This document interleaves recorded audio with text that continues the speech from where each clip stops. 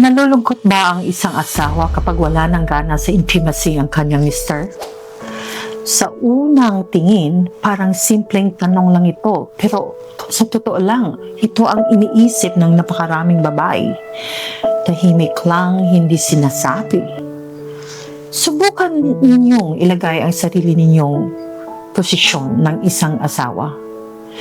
Noon, ang mister ay kusang lumalapit, yumayakap, naghahanap ng lambing, may gana at init. Pero unti-unti nagsisimula siyang umiwas. Bihira nang humawak, bihira nang mag-initiate, parang wala ng interest sa pagiging malapit.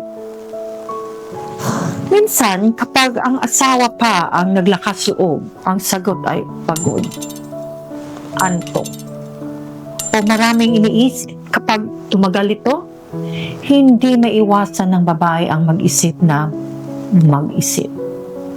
Mahal pa ba niya ako? May iba na ba siya?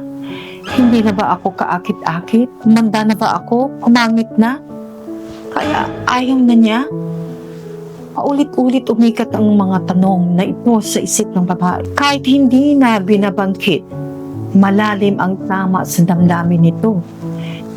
Sa loob ng isang pagsasama, ang pagiging malapit sa isa't isa ay hindi lang tungkol sa pisikal na pangangailangan. Isa itong paraan ng pagpapakita ng pagmamahal, koneksyon at pagnanasa.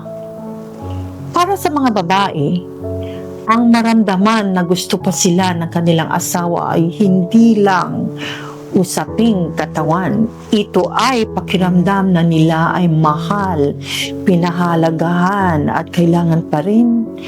Kapag ang lalaki ay matagal na malamig at umiiwas, siguradong mag-iisip ang babae.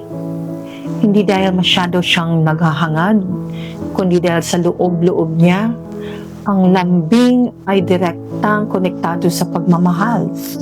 Kapag nawala ang lambing, magsisimula siyang pagdudahan ang sariling halaga.